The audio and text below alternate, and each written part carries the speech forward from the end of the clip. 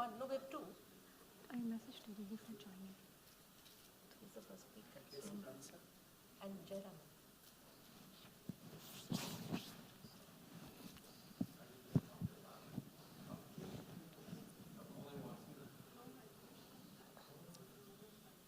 Okay, give us a couple of minutes.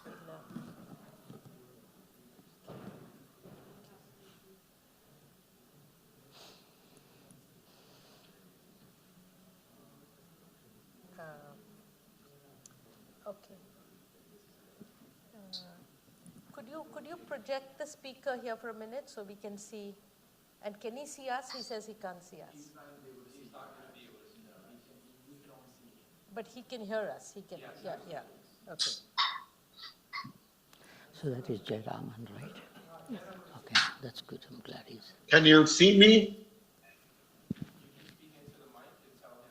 Hello, Professor. Hello, Dr. Jayaraman. Can you hear me? Yes, I can hear you. Now I can see you, but but there's some problem. We cannot see the host fully.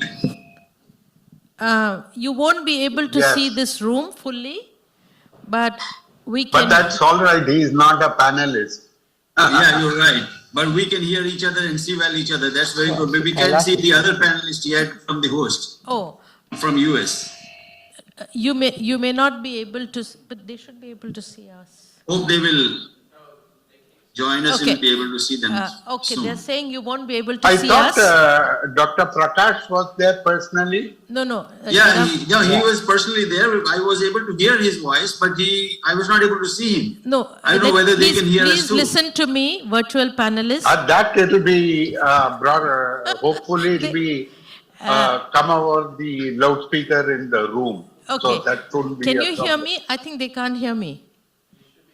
Can you hear me, Jayaraman? Yes. Yes, Okay. Yes, I can hear you. Yeah, so we are starting now, and you may not be able to see us, but as long as you hear us, please let's keep going, and you can raise your hand or something if you can't hear us.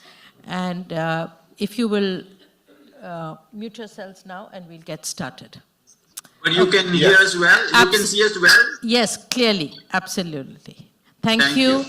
Thank you for joining. I know it's late there. Okay, so good afternoon and welcome to this panel on climate equity with a focus on adaptation for small farmers in India. And I think this audience here knows that, given the size of the Indian population, talking about food security for the world and fulfilling SDG 2 requires that we do that in India. And the problem of one of the themes of this conference is climate equity, but I believe there's much more to discuss about what really equity means, what is the role of adaptation versus mitigation in that, and particularly from the point of view of the small farmers. So welcome again to this discussion. I'm Madhura Swaminathan, chairperson of the MS Swaminathan Research Foundation in Chennai. And we have a very interesting set of panelists here today. I will introduce them as they speak. But before I do so, I just want to start give you two facts to keep in mind as we go ahead. The first is the number of small farmers in India.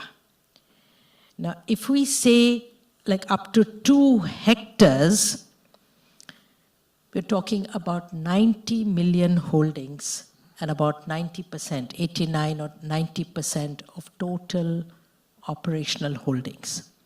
If we say 10 hectares, which is very small by North American and South American and many other standards, it's 99.9%. So we're really talking about the overwhelming majority of the farming population in India. The second statistic I want to just put before you is the income of these small farmers. Now, there are lots of data problems, But there's one number, the most recent number we have is those with less than 1 hectare earn a monthly income of about $117, 8,000 rupees per month. Probably less with the dollar having appreciated now. And those with 1 to 2 hectares, about $165. That works out to less than $2,000 per annum, per year. And this is for the family, not per capita. So I won't go into this. If there's questions, we can take it up, because this is my area of interest on the economics of small farming. But I just want to put this in front of you when we are talking about our adaptation problems, that this is the kind of scenario we are located in. Now, I would like to first invite Dr. T. Jayaraman, a physicist, but who has been working in climate science and climate change programs. He ran a very successful climate change master's program at the Tata Institute of Social Sciences for more than 10 years and is now a senior fellow in the climate change program at the Swaminathan Research Foundation, and also a member of the Government of India's negotiating team at COP26 and going forward at COP27. So over to you, Dr. Jayaraman, and if you can set the context for us on how we look at climate equity. Thank you. Thank you, Dr. Madhura. So let me, without delay, start sharing my presentation. Please confirm that you are able to see it. Yes. Can you see it? Yes, yes. Yes. You can. Okay.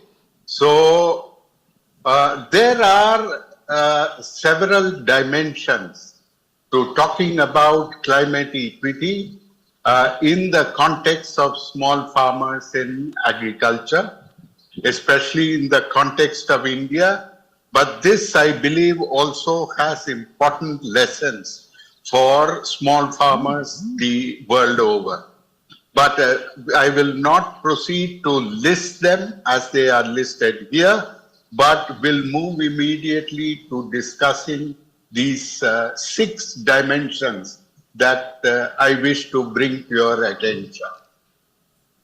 The first point that we should recall is that the global context.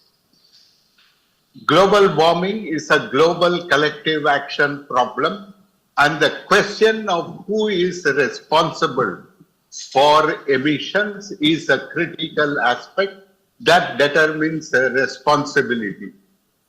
It is very clear from the IPCC's Working Group 3 report in the 6th assessment report that the responsibility of Southern Asia, this includes not only India, but Pakistan, Bangladesh, Nepal, Sri Lanka, etc., constitutes 24% of the world's population today, and its responsible to historical cumulative emissions is minuscule at 4%.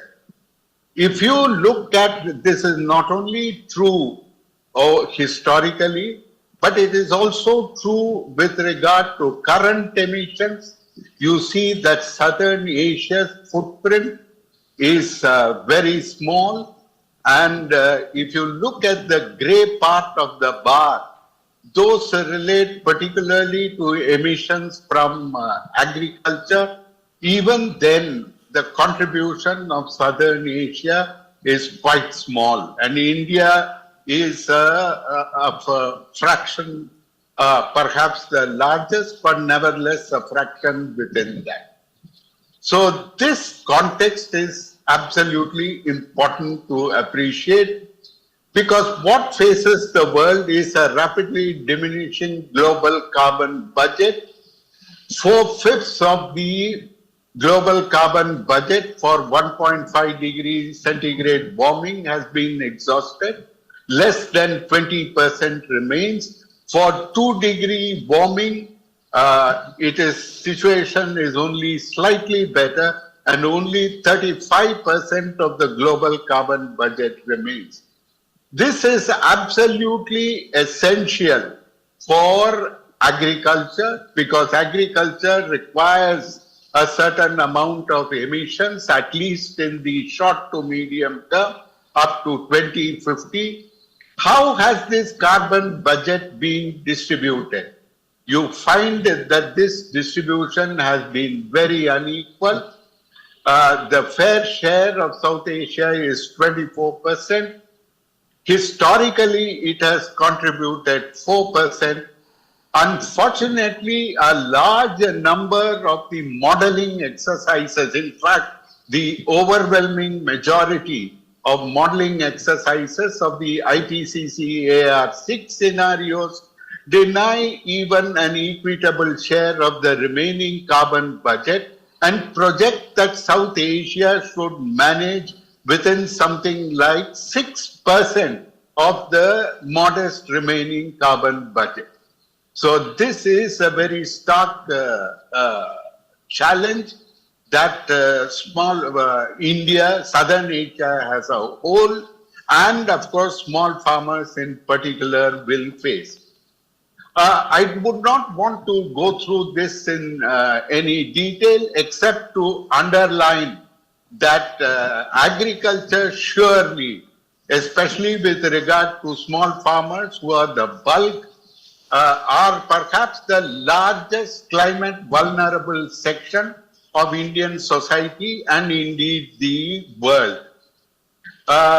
There is no sense in which what is often referred to as industrial agriculture dominating Indian agriculture, but nevertheless the productivity of small farmers is essential to India's food security, and since they contribute 51% of the total output. Nevertheless, Indian agriculture is characterized by large yield gaps. We have shown here on this map a district-wise analysis of the yield gap. This is the gap between the maximal district yield in any climatic zone and the actual district yield. In a more detailed analysis, we have also shown that, for instance, for rice production, and this includes wheat and a couple of other crops that we have analyzed, there is a strong correlation with the incidence of small and marginal holdings that is less than 2 hectares in size. So this is a problem. The potential increase for production under current conditions, there are the possibilities are, the potential is listed here. It varies across the 6 major climatic zones, but nevertheless you see that the scope is very substantial. This, however, should point us to 2 facts. One is the fact that adaptation should not be conflated with development. There is considerable room for improvement of productivity and yields. This is not a story by any means that is closed or over in the Indian context. India is among the 5 crops in which India is the major, among the 5 major producers of the world. India is hardly in the lead as in terms of yield in any of them. At the same time, the real challenge, which my colleague Srija will elaborate a little more, is the considerable confusion when adaptation is conflated with conservation of biodiversity, ecosystems, landscapes, whatever.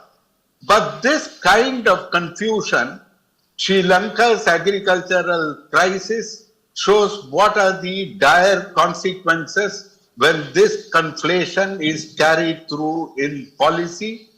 We must take note of the dynamic pressure of global warming when talking of nature as a solution to mitigation, and payment for ecosystem services such as soil carbon sequestration will be no substitute for the income enhancement that will come through productivity and credit market access.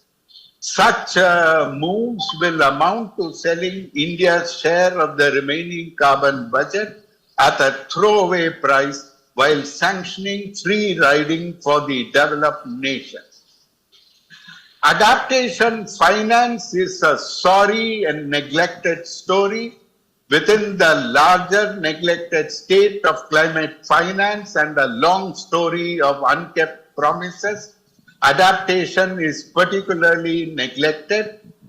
Public finance is critical to adaptation, so the promises from, say, from figures like Mr. John Kerry, that there are trillions of investment, private sector investment that awaits developing countries is not particularly of use. Unfortunately, the claimed mitigation co-benefits of adaptation are being used to promote mitigation instead of adaptation per se.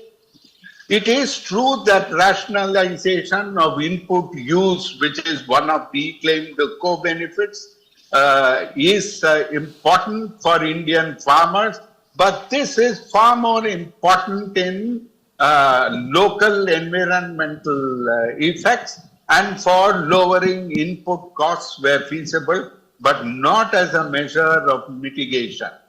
Unfortunately, the co-benefit discourse is severely distorting agriculture investment and finance policies across the third world. The last point to be noted with regard to finance, that especially with regard to large-scale loss and damage due to climate extreme events that farmers will be unable to adapt to, insurance cannot be a solution. Insurance is a failure in case of catastrophic impacts. So these are the few points that I wanted to draw your attention to. Thank you. Thank you, Dr. Jayaraman, for giving us the sort of larger picture. And over the last few days, I think there has been mention, including in the last session, that there's been too much emphasis on mitigation finance, and we need to look at adaptation in the session we just came from. So let me ask Dr. Srija Jaiswal, who's also a fellow in the climate change program at the Swaminathan Research Foundation, but currently a Humboldt International Fellow at the University of Heidelberg, to expand further on these issues. Thank you. Can I have the slide up, please?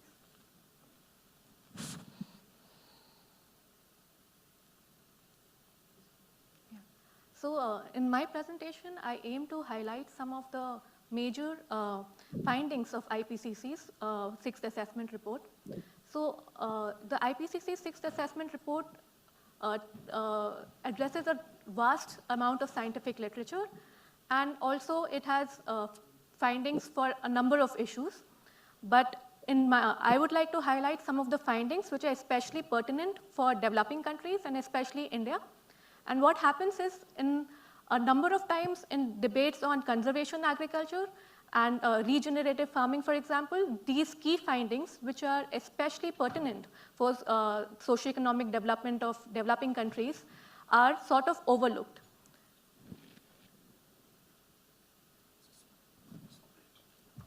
Okay, next slide, please.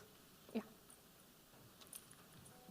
So I just sort of gave you a brief outline of my presentation. So the IPCC has highlighted that the risk of food security has increased among millions of people, and this effect is concentrated in Asia, Africa, Central and South America. IPCC also highlights that the risk of malnutrition has gone up among smallholders and people and those families with low incomes. But in the case of developing countries, it is both climatic and non-climatic factors which determine exposure and vulnerability to climate change. And regions with considerable development deficits, which includes poverty, lack of access to basic services, and high sensitivity and high amount of people in climate-sensitive livelihoods, such as agriculture, fishing, and livestock, they are more vulnerable to climate change. And in this context, I would like to highlight one of the key findings of IPCC, which I have on the slide here, that in the near term, the projected level of climate-associated risks to human system depends actually more strongly on the level of socioeconomic development and on the level of adaptation, rather than on differences in scenarios of climate hazards. This basically underlines the need to focus on adaptation and improvements in socioeconomic situation of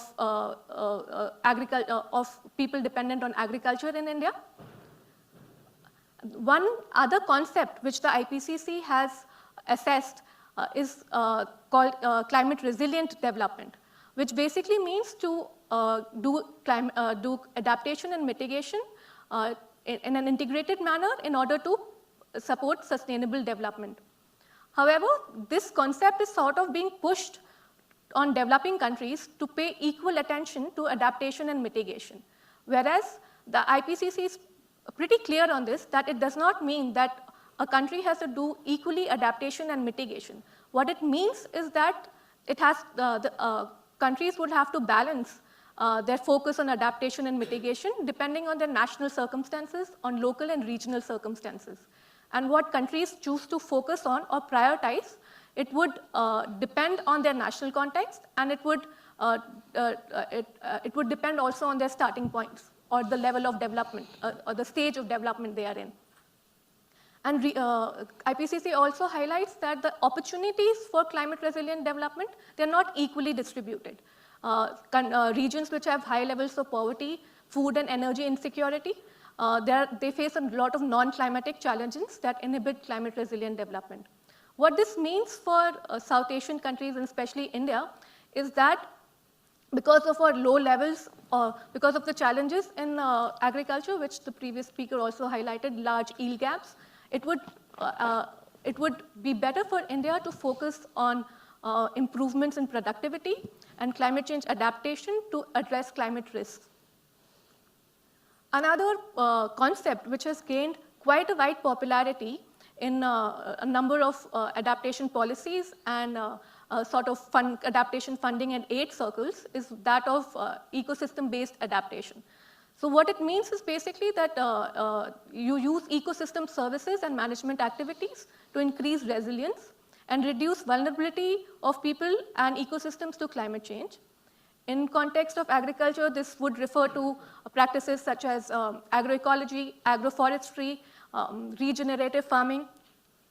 However, I would argue that there's a need to exercise caution when applying this concept and pushing this concept, because currently what is happening is that it is being promoted as this low-cost win-win solution for people, nature, and climate, ignoring the trade-offs it can have with food security, with rural incomes, and also ignoring the financial and institutional challenges in implementing it.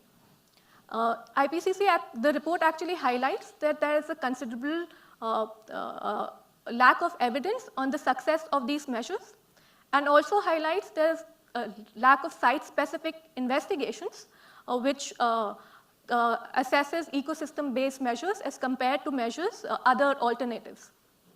What I would argue is that what we need is an integrated approach to adaptation, an approach which can combine and prioritize not just ecosystem measures, but grey and physical infrastructure, for example, irrigation for drought risk management, and technological solutions, including biotechnology, which my other speakers will talk about, and not sort of depend on just one kind of adaptation viewpoint.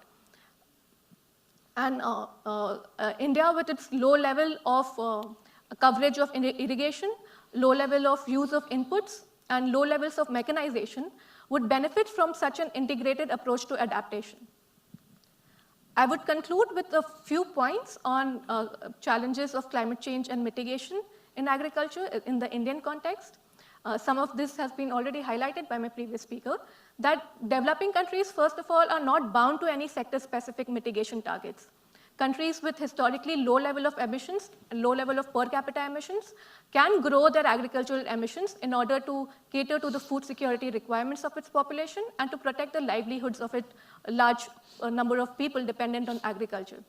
And it can choose to reduce emissions or emission intensity from other sectors, like India already has committed to in its NDC. And to push mitigation on small farmers would be transferring the burden of climate change on those who are least responsible and have least contribution to climate change, and who are most vulnerable and are in need of adaptation support. So for India, it would make sense to focus on overcoming food security challenges and improving productivity, and at the same time working to reduce risks from climate change. I would conclude with this. Thank you. Thank you, Srija. That was quite a span of suggestions that you've come with, and concepts which are still not so familiar to many of us. I would now like to invite, going to the scientific and technological approaches, or what we need, particularly for increasing productivity, because that's what's been emphasized here. I would like to invite Dr. K.C. Bansal, who is online, was one of the people who couldn't get a US visa in time to come here and join us. He headed our National Plant Genetic Resource Bureau, leading biotechnologist in India, currently the Secretary of the National Academy of Agricultural Sciences. Dr. Bansal, can we have you now? So thank you very much for this opportunity. And I hope you are able to see my slides. As has been, can you hear me well, and can you see my slides, please? Please get started. We're changing. We can see you. We'll change the slides in a minute. Yeah, but you can see the slide, right? You need to share your screen. Yeah, I have already shared my screen. It's visible to me. No. I hope it's visible to you all, or you can... No, not yet. It's there. It's in a corner. It's... Okay. You can enlarge that? Okay. Yeah, please get started. We can see your slides. Thank you very much. Well, as has been pointed out very clearly by both the previous speakers, that as a part of adaptation to climate change, and particularly for smallholder farmers, and also to increase their income, as the moderator, Professor Dr. Swaminathan highlighted, it's important that we try to use the current biotechnological tools. Particularly, I'm referring to the CRISPR-based genome editing tool, for increasing productivity. And here you see in this box on the right panel here of the slide that there is a triple win strategy, the three pillars, given by World Bank with regard to the climate smart agriculture, particularly for smallholder farmers, are higher yields, more carbon sequestration, and greater resilience to heat and drought. Now, this technology has already revolutionized, actually speaking, development of several of these, climate resilient crops with higher productivity. It's possible that we have been doing in the past, increasing only productivity, that's higher yield, but never that there was a possibility of combining all the three. For example, higher yields, more carbon sequestration, and greater resilience or tolerance to heat and drought. But here now there are already examples which have been demonstrated in different crops. For example, enhanced heat and drought tolerance, combined with water conservation in a crop like rice. Or importantly enough, can we curtail the dependence on synthetic fertilizers? Microbes have been engineered by a private company, wherein that these microbes can colonize the roots of, for example, they have shown in case of maize, which can help in increasing the nitrogen fixation from the atmosphere, and can try to curtail the dependence on synthetic fertilizers, which we all know contributing to greenhouse gas emissions. And next is that this technology has also demonstrated increased carbon dioxide fixation, that's increased rates of photosynthesis. And not only this, it has even further demonstrated increase of the carbon sequestration in soils, which is very important. And this technology, was in fact co-invented by Jennifer Doudna, who got a Nobel Prize in Chemistry in 2020. And I'm quoting her. This is one of her statements, very pertinent for our today's discussion, that CRISPR-based solutions, CRISPR-based is nothing but we're talking of genome editing tools, solutions will allow farmers to adapt to a changing climate and sequester more carbon while preserving prized regional varieties, which is very important when we talk of smallholder farmers. And there is an incredibly important role for this technology in the protection of small farmers. She herself is talking about it. So apart from this triple win situation, which we can now easily deal with these genome editing tools, there's also a possibility, as has been shown in one of our recent reviews in Nature Plants, that we can now, develop crops with input use efficiency. As we were talking about, not only improving the productivity of small farmers first is important, it's also important that we can try to help those farmers to save resources, natural resources, particularly nutrients like nitrogen or phosphorus, or increasing the efficiency of utilization of water, which is again a very important natural resource. So there could be more output with less input, and this technology is very clearly demonstrated already, let's say, for example, in rice, that the uptake or the transport or responsiveness to very less amount of this nitrogen and phosphorus, for example, is demonstrated without any reduction in yield. So this is a very big advantage of this technology. And further, this is another important point, that normally whatever our modern cultivars we have today around the globe, which are no doubt high yielding, but they do lack climate resilience or even for that matter nutritional quality. But then wild species, which have been growing in the wild for the last thousands of years, and which have been used by the breeders, but it will take about 20 to 40, or even it has taken through a natural process of domestication, thousands of years. Now this technology, for example, in rice has already been demonstrated to be utilized, which can convert this wild rice genotypes to cultivated rice within just a span of 2 to 4 years. So therefore, we are in a win-win situation now with regard to the biotechnological tools available. And fortunately, genome editing has been shown globally is being accepted as a non-GMO. That is going to be regulated minimally with regard to, the biosafety regulations, whereas GM crops, were heavily regulated world over. We know India, we were not able to make much headway.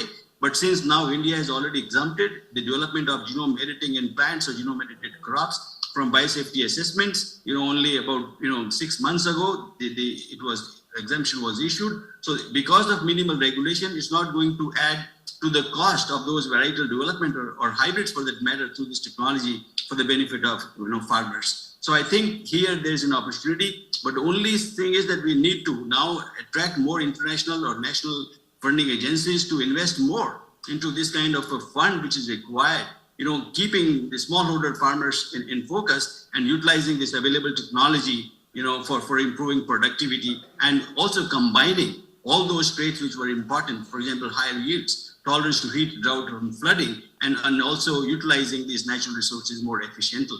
And therefore, finally, producing more output with less input and increasing simultaneously the income also of farmers. So here, there are ways now, plenty of us are already excited about it to use it in India, provided, at the international level, some of these developing countries like India and many other institutions are given enough, financial resources. I think that's something very important. And we are in a situation to give this, further back to the rest of the world, that what all can be done to this technology, provided we have enough of these resources available. So this is what briefly I would like to focus upon at the moment, but we'll be very happy to take up some questions or more further discussions on this. And I thank you, Dr. Madhura, for this opportunity. Thank you, Dr. Bansal. And I think I will raise a question to all the panelists later about finance and where climate finance is going or should go. But before that, we'll have our last panelist, Dr. C.S. Prakash, who is a Dean of the School of Arts and Sciences at Tuskegee. He's also professor of crop genetics. So over to you. Thank you very much, Dr. Swaminathan. It's a real honor for me to be talking here, because I remember it was in 1992, Professor Swaminathan was one of the very first to raise concern about the impact of climate that's going to be on agriculture. And he clearly delineated in his a book chapter at the time with Dr. Martin Perry about the consequences the climate change would have on global agriculture, especially on the smallholder agriculture. Primarily, it is going to be the emphasis, the impact. It's going to be primarily going to be on yield, which will go down, but also on the disease, pests, and the weeds, which is already a problem in smallholder agriculture, and that is going to exacerbate it by climate change. And then the nutrient quality of our crops is also going to go down. And so I would argue, along with Professor Bansal and echoing the other speakers, that increasing productivity is going to be a primary solution in terms of how we are going to adapt to this climate upheaval that we are already seeing the effect of that. The Pakistan was under floods, and we see so many, even my hometown of Bangalore and your hometown of Chennai a few years ago. So this has become a common occurrence. And I would say that traditional crop improvement is still going to be the mainstay in how we respond to that. But increasingly, this traditional crop improvement and also the livestock improvement is going to be enabled by many of the novel solutions. But in addition, the adaptation to the climate resiliency will be driven by innovation in the developed world, and in the developing world too. I would argue that we must embrace, we must look for scientific solutions as to how it could help in helping with coping with the climate change. And there has been an explosion of knowledge in the field of biology, and CRISPR-Cas that Kailash Bansal mentioned is one of them. And the primary driver in the crop improvement now is in our understanding of the genome of the crops and also of the livestock and the microbes. And it is driven by a variety of areas: proteomics, transcriptomics, metabolomics, phenomics. And along with this increased availability of knowledge is how we are harnessing that knowledge in improving the crop productivity and improving its resilience to crop diseases and pests, and for the components of climate change, which is primarily going to be drought, which is going to be flooding, which is going to be heat, and also the cold and the salinity. And again, I would see many of these tools in the hands of the crop improvement that's going to be driven by crop genome editing.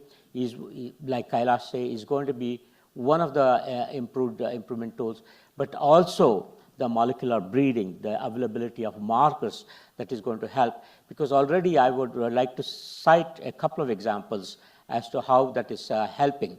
It is going to help us to redesign our crop plants in many ways. One is to like this example I give, make it the roots going to be deeper. And then your own institute has done a lot of work on looking at the mangroves as one of the sources of genes for salinity tolerance. And it again is just an example to show here as to how we can genome edit for high temperature tolerance in tomato. On the right here is one illustration of the power of this technology. But again, we already have with CIMMET and Africa Agriculture Technology Foundation a widespread availability of drought-tolerant maize that has been developed in the past 10 years. And much of it was developed through conventional plant breeding, but with the use of many of the genomic markers. And I would argue this would be moving forward. It would be one good model to follow. Another model is also the the flood-tolerant rice that was essentially discovered at research 20 years ago, University of California, Davis, but made available to the developing world at no cost, and spearheaded by International Rice Research Institute and public institutions across the world, including our Indian agriculture institutes, have introgressed this gene that was found in the Bangladesh variety into many of the cultivated varieties and grown across millions of acres, which is able to tolerate flooding. And salt tolerance I've already mentioned. These are some of the examples. And one area where we would be looking forward is many of our crops, including the millets, the root, the sweet potato, and cassava, are already very highly climate resilient, but they are not as productive. They also have some nutritional problems. And again, science can help here in improving the productivity of many of these crops and make them more profitable for the farmers. And increasing agricultural productivity by improving photosynthesis, by even the use of genetically modified crops.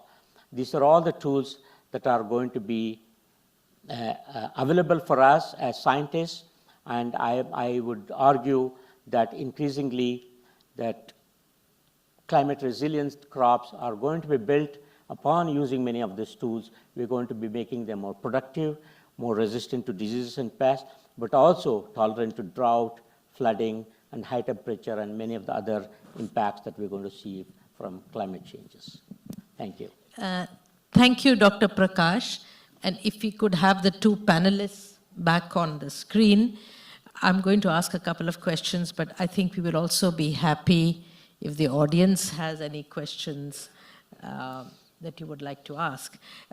So let me just start off with, while you're thinking of your questions, start off with one perhaps addressed to Dr. Jayaraman. We've been talking here about climate models, particularly in the context of this year's prize winner, Dr. Cynthia Rosenzweig.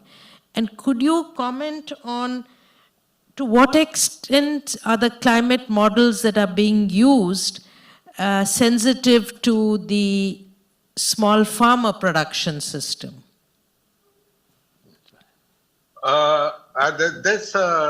Thank you for this question. It is the subject of some ongoing work which we hope to publish soon, very soon, within a week or so. But the short answer to your question, and it appears in the full text of the Working Group 3 report of the IPCC, that equity is not a consideration for these models. So these models are driven by least cost considerations, least cost in terms of course, as an economist, you would see the many problematic sides to it, least cost on the international scale, least cost in terms of which section of society you are addressing, depending on the granularity of the model. So unfortunately, if you look at the output of these models, they massively propagate current inequalities well up to the end of the century. These are the predictions. These are clubbed together and are presented as global reductions in emissions or global reduction in coal use or oil and gas, and what kind of sequestration must take place in the land use or agricultural sectors of carbon, and so on and so forth. But if you break down the details to any level of granularity, you find a massive inequality. So I think the agenda of the 7th assessment report of the IPCC should very clearly to build models where this granularity, which is essential to equity and climate justice, if I may add, are taken up and explored and successfully used. I think this is a huge challenge, and it is particularly relevant to the subject of our panel. Thank you. Thank you. I think that is a point which I would like to underline, that the models that are being used internationally, the assumptions of those models are often not often, it seems like, are likely not based on the actual conditions of production of a smallholder. And this is something that I think we need to really work on and help improve these models, bring in the assumptions based on evidence in developing countries. Can I ask you, Srija, a little bit more about the climate finance and whether you think it's enough, and in what areas would you like to see it to actually benefit small farmers? So overall climate finance, the Paris Agreement says that there has to be like a 50-50 division between finance which goes for adaptation and finance which goes for mitigation. But what we see in reality is that about 90% of the finance goes to mitigation and only the rest goes to adaptation. And even within that small percentage, what goes to agriculture is even lesser. And now, like I said, I highlighted in my presentation, there's this new concept of ecosystem-based adaptation. So a lot of finance of the UNFCCC climate funds are being channeled to these kind of initiatives, which sort of brings me to the point I made in my presentation about an integrated solution to adaptation. So it should not be that we prioritize one sort of adaptation like ecosystem-based adaptation, rather than based on the context and the priorities, we need to integrate solutions. We need to invest in research and development in biotechnology. We need if needed, we need to build more irrigation infrastructure. So it has to be a more holistic approach, if I may say so, to adaptation in agriculture, in finance. Thank you. Dr. Madhura, if I may just very quickly add, I think a very useful set of benchmark figures are provided by the Global Commission on Adaptation. And they have taken up 5 prominent areas of investment, and they estimate that about $1.7 trillion of expenditure by 2030, globally of course, would benefit, the return on that investment would be fourfold, that it would avoid 7.2 roughly, trillion dollars of damage.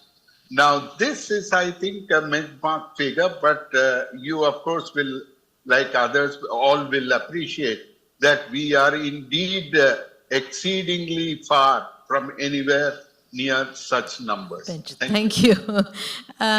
If I can ask Dr. Bansal, K.C. Bansal, to say a little bit more about how you see expenditure on R&D in the Indian context, but for other developing countries too, whether it's adequate, whether it's going into the right boxes, and perhaps also comment a little bit on what Dr. Prakash raised about crops like millets.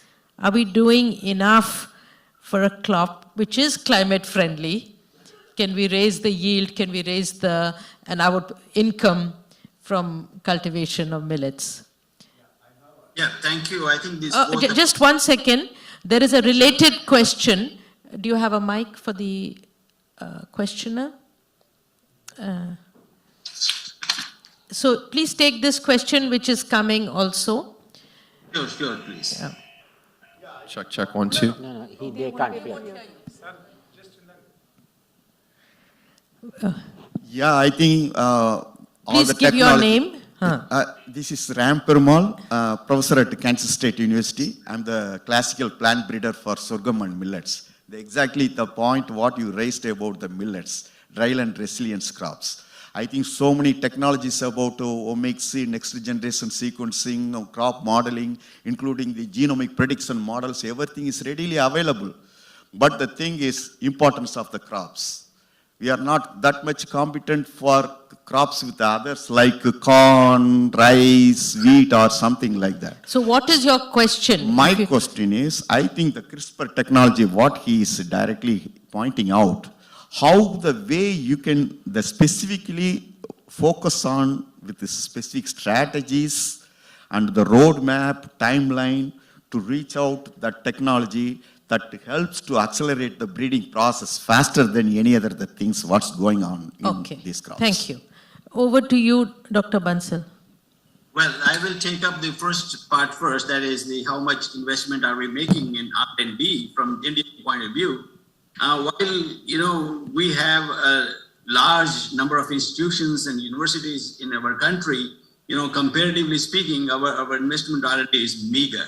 It's very, very less, compared to many other countries, as you asked. For example, we have only about 0.6 to 0.7% of our expenditure we're making of our GDP, compared to other countries which are running up to even 3 to 4 to, I will say, even 5%. Particularly comparing small countries, even like South Korea, is spending quite a lot of money on R&D. But how much of percentage is going into agriculture?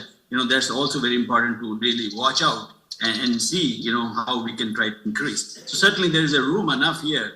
And if I would even suggest that it's the increase in investment coming from, let's say, international agencies or within the country, must primarily focus on climate change, and that too through the kind of system you're talking about, with equity for smallholder farmers, and increasing and improving the productivity per se is very important, because I would not say that we were not attempting before in the whole country. India were attempting before all those technologies, as you know, including conventional plant breeding or GM crop. My good friend Prakash mentioned about it. But I think the kind of revolution now we are expecting through CRISPR-based technologies I just mentioned is enormous. Really speaking, because as we're talking about even millets could be taken up only as if we go into crop diversification more. But many of the farmers probably will not take it up simply because they will not give them that kind of income benefit, because of no market. There's no premium price attached to it for that matter. Personally, those who like to have more nutrition, which is important, they will go into it. But when you talk on a large scale compared to wheat and rice, millet need to be again then taken up in a big way. And no doubt the millet's already more resilient to climate. But again, it's important that if in a country like India, we can invest more money through these CRISPR-based technologies. And now even wild species I mentioned before, or land races or millets for that matter, could be easily, improved with regard to yielding ability. While they already have kind of climate resilience, it will be retained. But if we can now apply CRISPR, which has already been done in case of, for example, tomato, a wild species, which is highly resilient, nutritionally rich, has been converted to wild type in 3 to 4 years of time, which has been also done in rice. So there's a lot of potential. Now what I would say is this, and I think you raised a very important point, that how can we attract more finances now towards adaptation fund, as Srija talked about it. Primarily we can develop a whole network, and India can show the lead when we talk of millets, particularly in our country, and improving their productivity further. Also diversification of what already we have available with us can go hand in hand. But improving productivity using the technology now available is much more important. Thank you. We have another question from the floor. And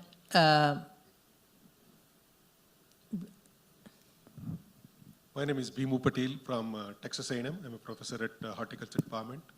I enjoyed all the panelist discussions. My question is, I think just now Dr. Bansal raised the question about the farmers are not getting enough income. That's why they're not growing. I think the root cause of that is all over the world, and particularly in India. While recent, in the last 5 years, there's a lot of movement about the millets and the health. But I think in terms of the new technology, I think we're not still tapping the value of the nutrition and millets so that the farmers can get better profit, or also they're self-sufficient health-wise in nutritional security. Because we're talking about food security so far. We need to address that nutritional security so that farmers can gain better benefits. So is the R&D in India is spending a lot of money in integrating, as one of the speakers mentioned, the nutrition and how to grow millets for a healthy living? Dr. Prakash, would you like to take that question, or more generally on where you think the money should be put now? Right.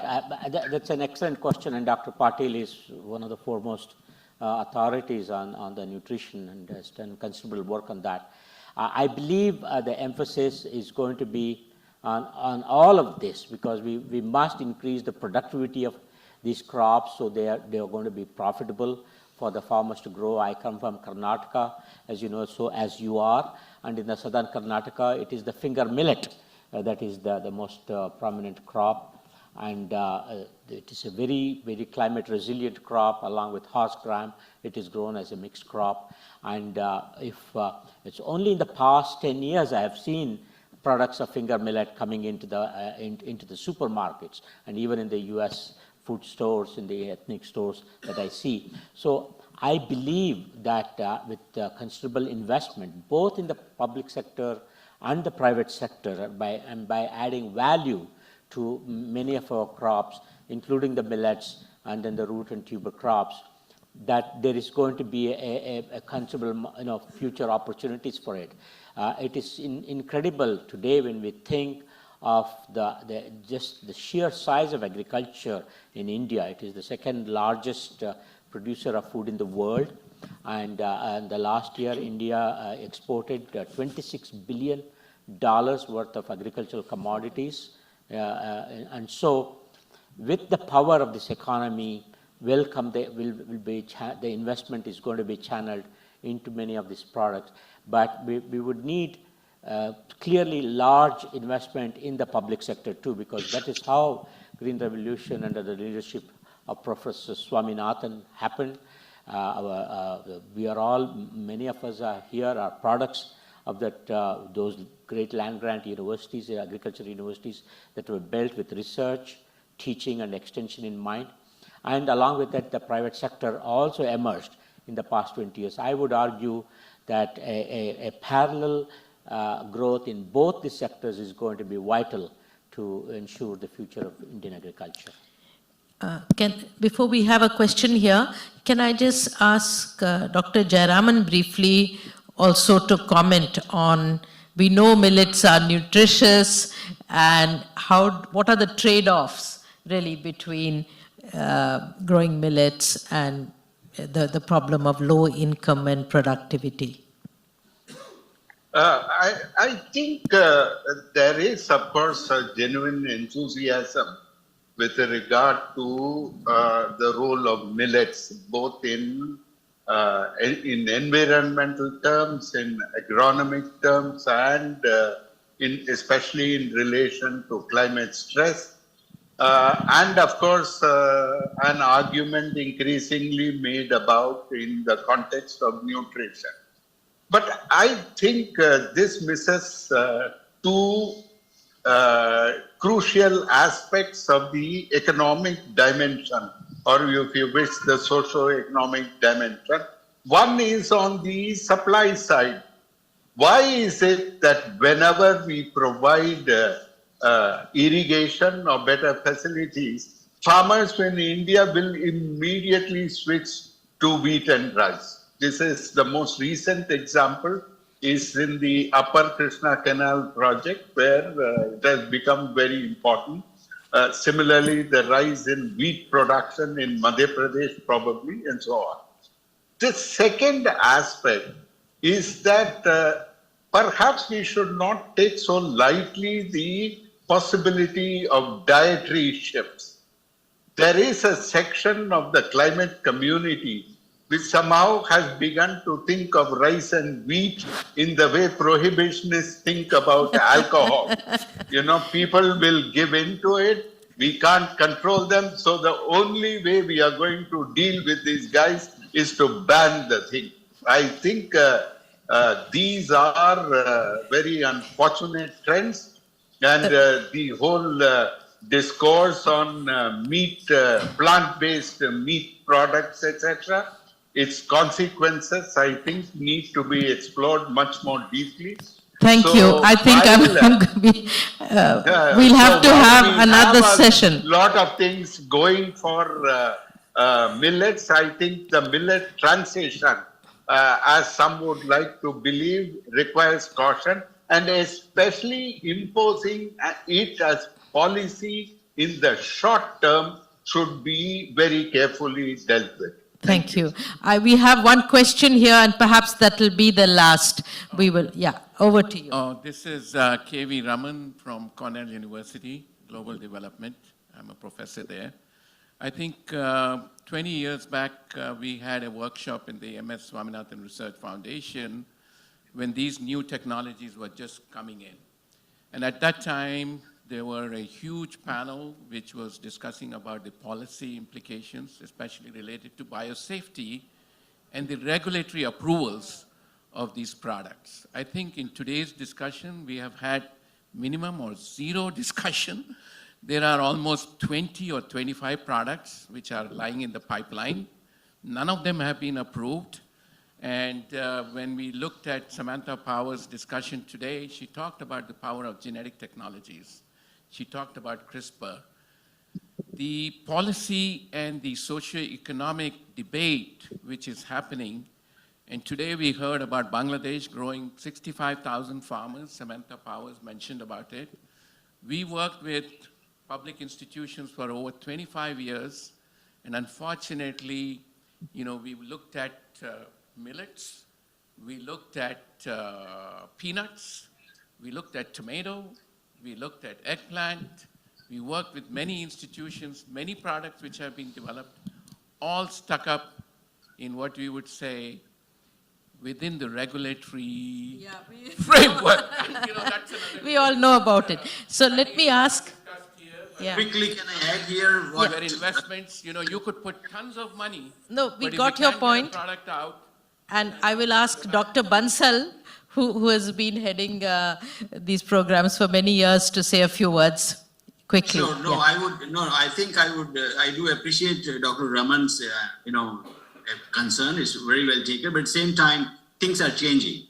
I must say this, even having this kind of an exemption on genome-edited crops is a very win-win situation. Government of India has announced recently, and standard operating procedures have been just developed and come out as a part of the whole committee are so simple, for developing the genome-edited crops. Even for that matter, as you mentioned, about so many products already there in the pipeline, of GM crops. They're also now, stance is changing, I hope very soon. On a crop-by-crop basis, at least you will hear some good news, I believe, from the Indian regulatory agencies' point of view as well. So things are changing. This is, I thought in brief, I must tell you the positive environment, is there now, enabling environment for developing in more such products. We're looking into it very clearly at the moment. Thank you. And I think perhaps she also mentioned today, at least what I understood from Samantha Pa's presentation, is that some countries may go over GM and now go to the, directly to CRISPR-Cas gene editing. I hope India is going to take that direction, because otherwise, again, it will be a lot of investment wasted. So I think that's a very valid point.